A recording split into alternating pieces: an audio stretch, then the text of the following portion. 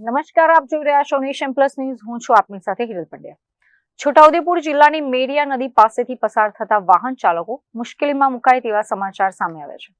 છોટાઉદેપુર અને બોડેલીને જોડતા national highway number 56 પર આવેલી મેરિયા નદીનો બ્રિજ સમારકામ અર્થે બંધ કરવામાં આવતા હાઈવે પર ભારે ચક્કાજામની સ્થિતિ સર્જાઈ છે. છોટાઉદેપુર બોડેલી હાઈવે જિલ્લાની આર્થિક અને સામાજિક ગતિવિધિઓ માટે નેશનલ હાઈવે નંબર 56 અત્યંત મહત્વનો માર્ગ છે, પરંતુ આજે આ હાઈવે કલાકો સુધી થંભી ગયો છે. મેરિયા નદી પરનો બ્રિજ લાંબા સમયથી જર્જરિત અને ક્ષતિગ્રસ્ત હોવાથી અકસ્માતનો ભય સેવાતો હતો, જેને પગલે તંત્રે મોડે પણ અહીં રિપેરિંગનું કામ હાથ ધર્યું છે. પરંતુ આ કામગીરી શરૂ કરતા પહેલા વાહનોના સુચારુ નિકાલ માટે કોઈ સત્તાવાર વૈકલ્પિક વ્યવસ્થા કે ડાયવર્ઝન બોર્ડ ન મૂકતા આખી વ્યવસ્થા ખોરવાઈ ગઈ છે.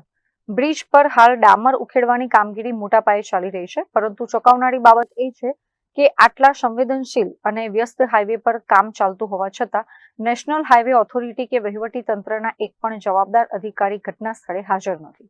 અધિકારીઓની આ ગેરહાજરી અને તંત્રની ઘોર બેદરકારીના કારણે હાઈવે પર બંને બાજુ 3 કિલોમીટર સુધી ટ્રાફિક જામના દ્રશ્યો સર્જાયા છે, જેમાં એમ્બ્યુલન્સ સહિતના કટોકટીના વાહનો પણ ફસાયા હોવાની આશંકા છે.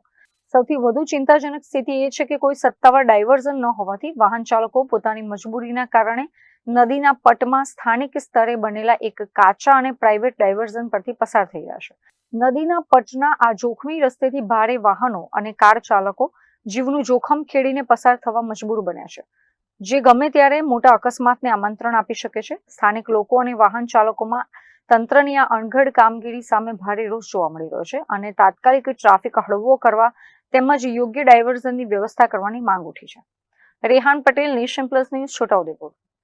સમાચારોના સતત અપડેટ મેળવવા માટે અમારી નેશન પ્લસ ન્યૂઝની યુટ્યુબ ચેનલને સબસ્ક્રાઇબ કરો, બેલ આઇકન દબાવો અને જોડાયેલા રહો ફેસબુક, ઇન્સ્ટાગ્રામ અને ટ્વિટર પર.